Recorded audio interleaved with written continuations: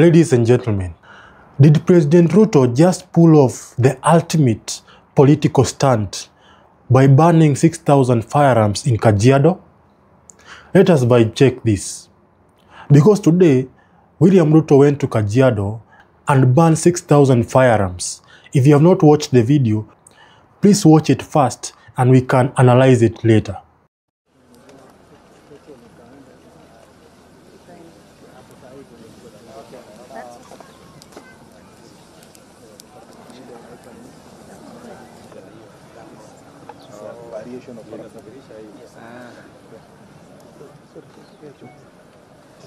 The fire will slowly drift to where all the firearms are.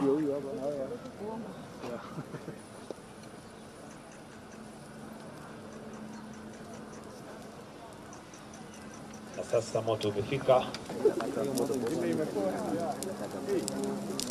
Pia huko ndani.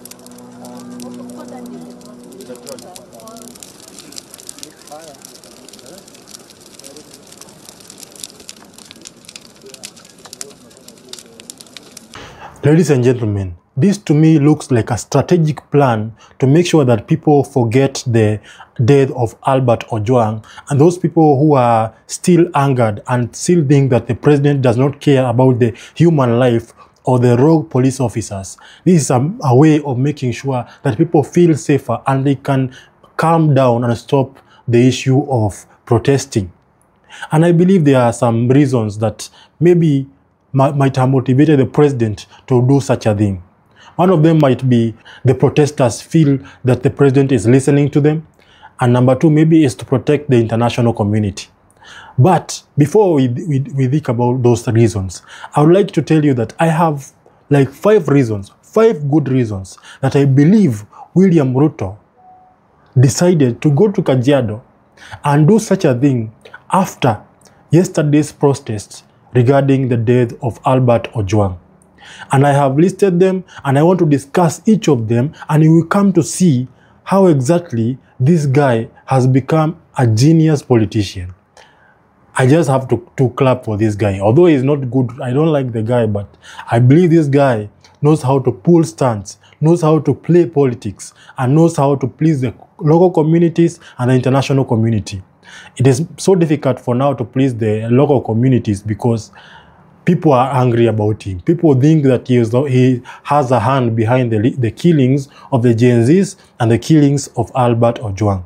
Let me first discuss these important points that I have regarding the reasons behind Ruto trying to ban firearms in Kajiado. Number one reason Ruto is doing this is to deflect public outrage. The other day, a young man called Albert Ojwang was captured by police and tortured and killed in the police custody. These things have spread across the country and protests have erupted in Nairobi and other parts of the country. The president was not happy about this, and most people feel like the president and the deputy inspector general had a hand in the killing of this Gen Z. Or he's not a Gen Z, he's a 31-year-old teacher from Voi named Albert Ojwang. So how else can the president do something to make sure that the narrative is deflected from the issues of security and protest to something that is much bigger, much of a high profile, like banning 6,000 firearms in Kajiado, to show the world and show the people who are protesting that he is ready and capable of protecting human life and dealing with rogue police officers. So that is the main reason that the president tried to pull this stunt of trying to deflect the narrative so that people can stop discussing the issue of the president not protecting human life and only protecting the high-profile individuals like the Deputy Inspector General Eliud Lagat. My second reason is reinforcing rule of law rhetoric. You know, people have associated the administration of William Ruto with extreme intolerance and not observing the rule of law. Most people have said that the police and the security personnel are under the capture of the state.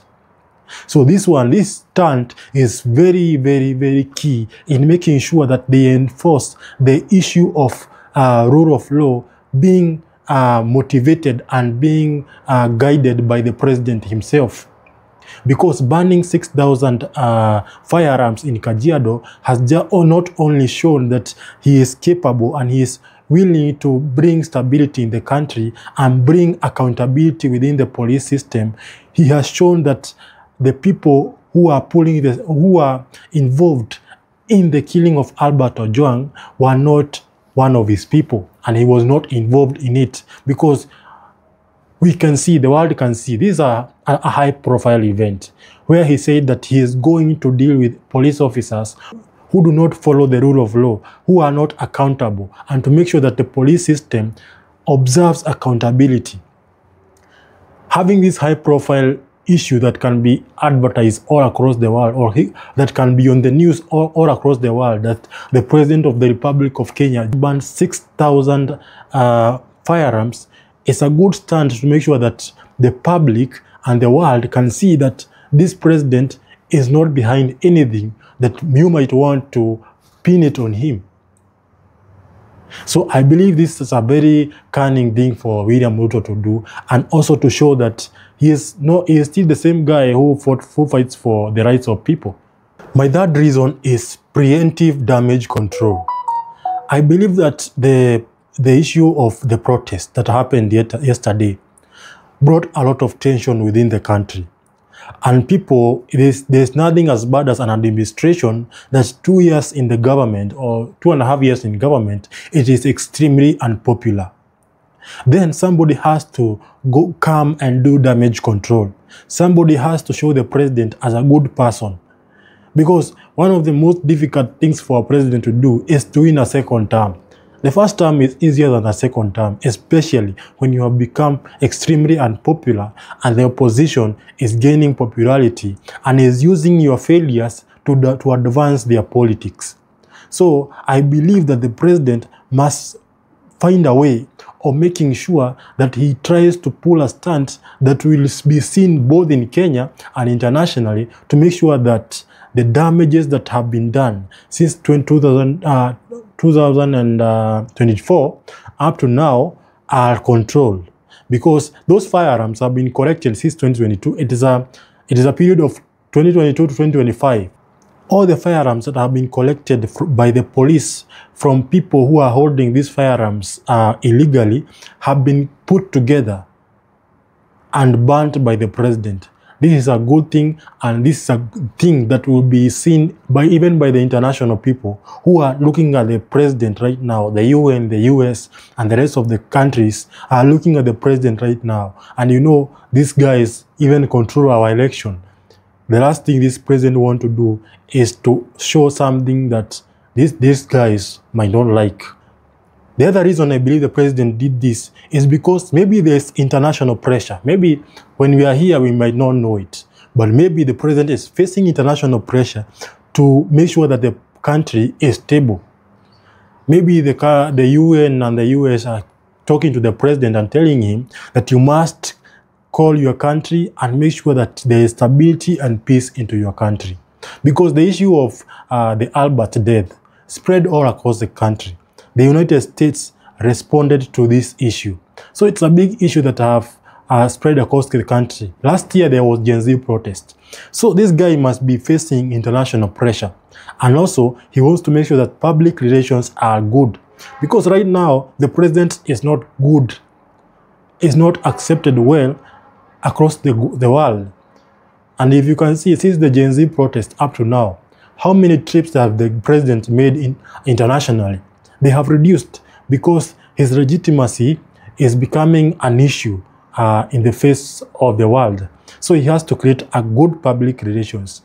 So creating this high-profile event of banning 6,000 guns portrays him as a president able to control the issue of insecurity and to bring those rogue police officers to justice, and is promoting accountability within the police and the security sector. The other reason, and this one I found it on X, formerly Twitter, They are saying that this is a PR stunt to show the international media and the local communities that he is not involved in the firearms that are being sold to Sudan. You know, the other day, former Deputy President Rigathi Gachagua had to say that there are firearms being sold to South Sudan through gold smuggling that are being sent to South Sudan to kill women and children. There are also rumors that JKIA sometimes is used to transport firearms. That is why sometimes you hear in the news that in JKIA, hakukuwa na stima. So they are trying to make sure that the president is cleaned and to diffuse this issue of Albert Ojwang, to end it once and for all and make sure that everybody is on the same page with the rest of the Kenyans and the rest of the communities all across the world. Because there have been rumors that the president is involved in gun smuggling, and especially in South Sudan, where he is rumored to be even smuggling gold and processing it in Kenya, then using the money to go back, buy rifles and firearms, take them to Sudan and use it to bring instability in that country. So I don't know the authenticity of that statement. That is just rumors, but it could be true. Maybe they just decided to pull that stunt to make sure they clear their name and to kill two birds with one stone. You never know. Those are my reasons. I believe that this was a stunt that must be called out, because the main issue here is Eliud Lagat. Because you cannot tell us that you're going to light those guns, 6,000 guns, and then they're leaving the main culprit. Our issue is Eliud Lagat. The Gen Zs, the people who went to protest, their issue was Eliud Lagat. So coming here telling us that you are banning 6,000 firearms does not heal us from the issue that we are facing as Kenyans. We are all asking that Eliud Lagat must be dismissed from office, and then the investigations are done. Once the investigations are done and Eliud Lagat is found innocent, then he can be reinstated in the police service. But if at all you're trying to pull stunts to make sure that the public thinks of you as a good person, and the public cannot just diffuse their thinking and just forget about the murders that are happening, then you're telling us that you don't even care about the Republic of Kenya or the people, because you are heavily protecting your man. And that is why, for me, I feel I am really suspecting this guy called Lagat. Why else does everybody, the IG, the politicians, the president, are all protecting Lagat? Then junior police officers are being fired. Somebody, I have a police officer who is a lawyer. I heard a police officer who is a lawyer has already been caught and arrested, and then he is saying, I am not the one who killed the guy. They are just saying it's me because I'm a lawyer. And the guy who did it was a Kale. They don't want to bring tribal tensions. So I don't know what you think about these issues. Please let me know in the comment section. And if you like this video, please leave a like and subscribe to this channel if you have not done it yet. And thank you for watching. Peace.